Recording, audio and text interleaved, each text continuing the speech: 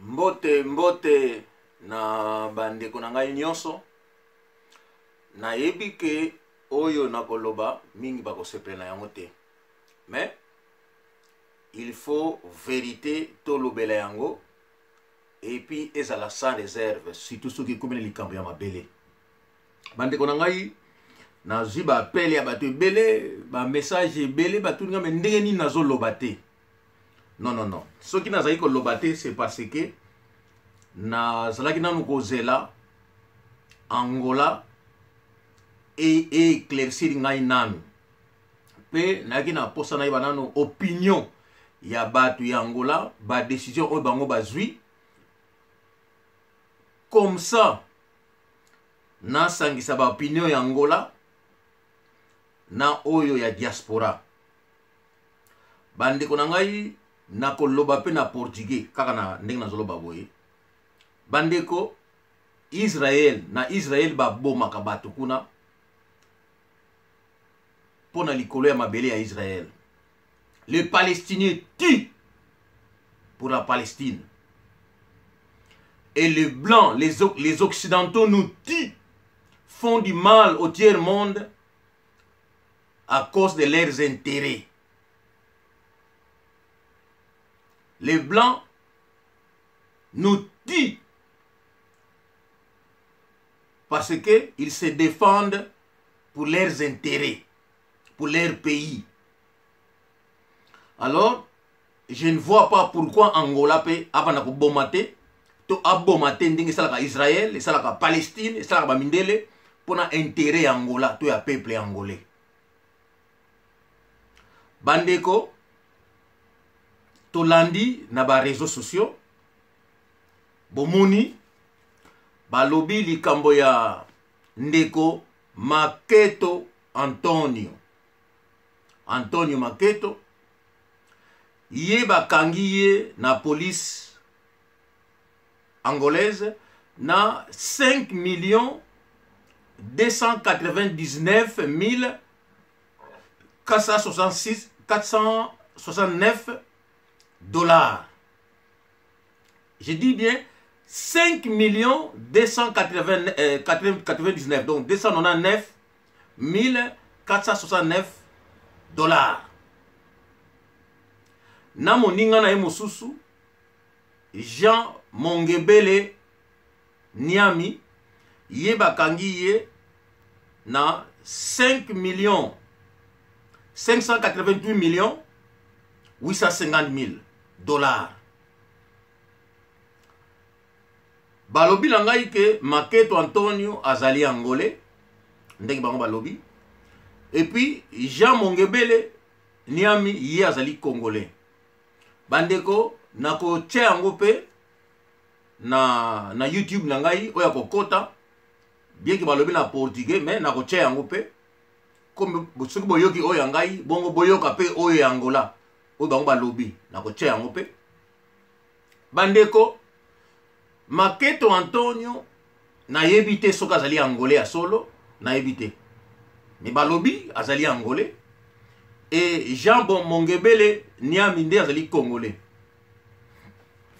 Bandeko nanga soki angolais wana azaki na montant oyo nde bakangi na yango azali angolais ya solo, donc angolais wana alingi na ye kobonga te na Angola, alingi akende kobonga na Congo. C'est ça la réflexion. Donc angolais wana dans mbongo wana zanango 5 millions wana 299 millions et 5 299 469 wana alingi ko bongela na Angola te, mais a préféré aller ko bongela na Congo. Est-ce que il est vraiment angolais? Pour ce que angolais mbongo wana alingi abongela na Congo, na Angola parce que ça mboka na ye, et puis avant attendre à risquer mbongo bakanga yango. Donc il n'est pas angolais. Ce qui aza angolais te ba oyo ba yambaki ye na Angola banani oyo bakenda po ye asala mikanda ya Angola. Donc tous ces mondes doivent être arrêtés. Nali bota wana.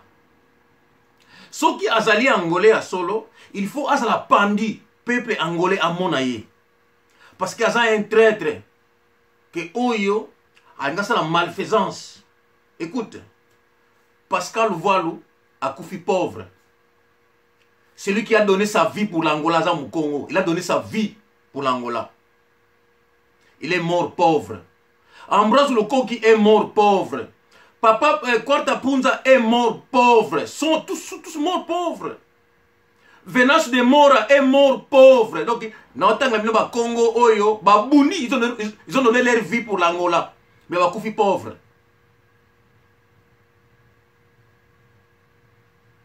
Docteur Savipi disait à son peuple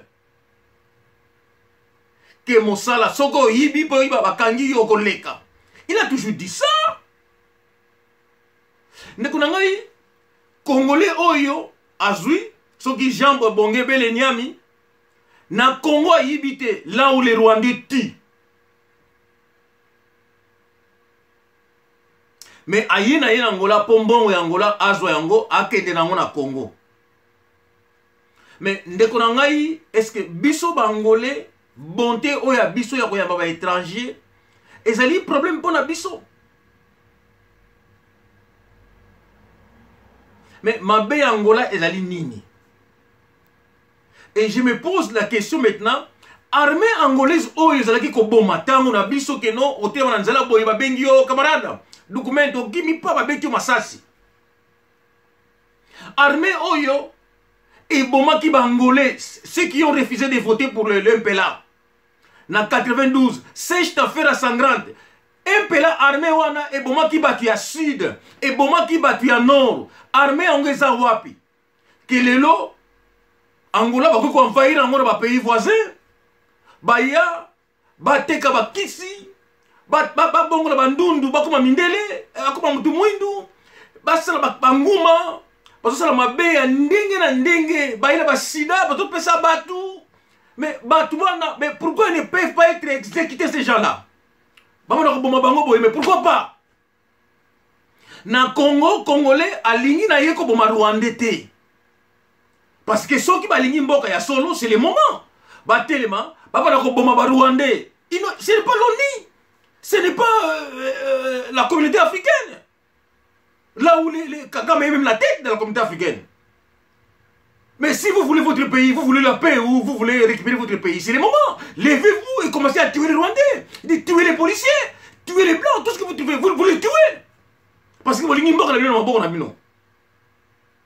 mais vous ne faites pas ça là-bas chez vous. C'est que Bolingi n'a pas colonisé. Donc vous êtes d'accord avec l'invasion rwandaise.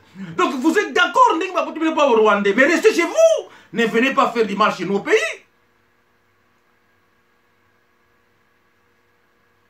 Makito Antonio, naza désolé, si vous allez angolais, il faut apprendre yo. Bazoyo, bala ceux qui n'ont tiré un traître.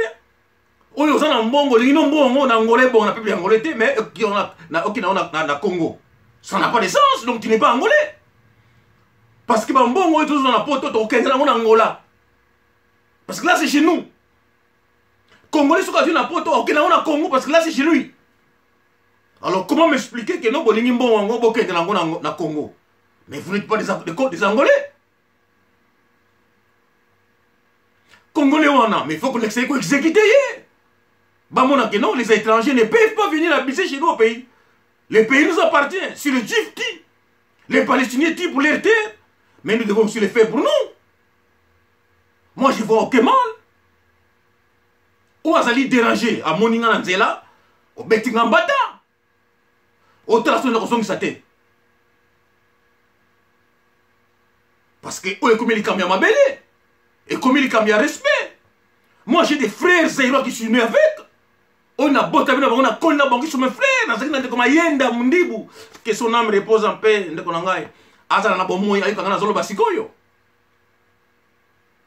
Les gens disent que non, mais yo, on est congolais pour nini. Mais moi, je suis congolais aussi, moi. Hein? Mais si nous t'attendons à Wapi. Tu t'attends à l'école nini. Même Sabino. Tu vas l'école parce que l'école nini. Même Sabino. Tous ont parlé pour honnêteté. Tous ont parlé pour bon ton ambition. Hein?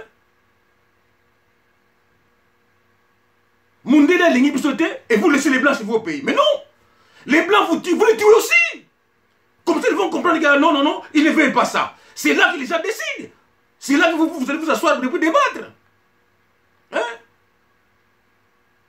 Il fait ça là, pour eux, dent pour dent. C'est là qu'il m'a vendre.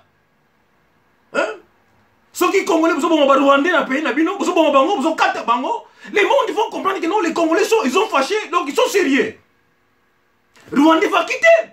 Mais ceux qui sont ça là, vous attendez qu'un blanc arrive, oh, ceux qui n'ont pas Kaka Mayame, les Rwandais, non? Vous comprenez ça ou pas? Alors, maintenant, vous partez là. Maintenant, vous allons vous tuer. Parce que là, c'est l'Angola. Nous devons défendre nos terres, nous. Ne nous pas. Écoute, Angola, oyo bakenda na Congo, bazalaki Congo bakenda na Congo, bazalaki na bango kaka 12% Angola. Les Congo, bazalaki na bango kaka 12% Angola. 65% bazali batu ya sud. Ya Angola, ba Uvimbundu, les Umbundu. Bazali 65%. Quantité ya sud ya Umbundu oyo ekenda na Zambie eleki oyo ekenda na Congo. Nayeb sabino lelo. Quantité oyo ekenda na Zambie. À l'époque de Kaunda, le chef d'état-major et armée zambien nazalaki cousin direct de Dr Savimbi. Nayeb sabino histoire. Nous avons des Angolais nés en Zambie, grandis là-bas. Donc, quantité Angola oyo evanda na Zambie, donc c'est-à-dire que non, Angola il 65% va ouvrir Mbundi Angola. Bah Congo, ils ne sont que 13% Angola. Donc, au Kenya la Congo, c'est peut-être 4%. Alors, la monité, bah Umbundu, Uvimbundu, bah Koli na Zambie, bah Botem na Baboti, bah na basi ya Zambie kuna. Bah Zambien, bah yakate na Angola. Baya kosala oyo Congolais alosala na Angola. Non, ba Zambie ba yakate. Quantité ya Angola na Zambie eleki quantité oyo na Congo. Même c'est venu Angola loso ba yibakite. En Côte d'Ivoire, quantité belé ya site là qui kuna labo armée ya Savimbi là qui basé na Côte d'Ivoire. Beaucoup des Angolais ont fait des amis là-bas. Il y a des enfants là-bas. Alors les longaï naza mituna. Comment se fait-il que les Congolais, il faut aller en Angola, aller à Salamabe en Angola? Aïe Bambongo, après sa maladie, on a diamant, on a causé ma cambotou. Je me pose des questions. Armée angolaise, oyo biso, oyo Kibé à la Kisibiso, oyo Rissi à la Kisibiso, oyo Tobomaka, armée angolaise, elle est wapi, histoire à Penguntar, pauvre angolano. À quelle la force armée angolane, ou Kubano sinon? Urusu sinon que matava, que matou Bakongo do Sul em 92. Aquela tropa está onde? Hoje os zairenses estão a abusar em Angola. Os zairenses estão a roubar diamante. Os zairenses estão a insultar. Bakongo não são os zairenses, Bakongo são aqueles que lutaram para conseguir a independência de Angola. Não foi Santo Tomé, foi Bakongo com alguns angolanos. Pergunta o velho Lopo de Nascimento. Ele nunca contou isso. O angolano hoje dá valor no Santo Tomé, deixa o verdadeiro angolano que Bakongo, que combateu com Agostinho Neto para conseguir a independência de Angola. Que é isso? O povo levanta, começa a matar. Você não de Angola faz besteira que seja Santo Tomé Zerense, mata o homem, pá, deite no lixo.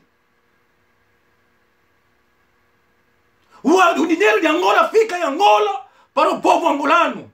Cuidar do povo, construir hospital, construir ruas para o povo angolano. Mas só que eu te bota na Angola, mas aqui na Zambie, pega bota na Zambien. Bazonga na bango na Angola.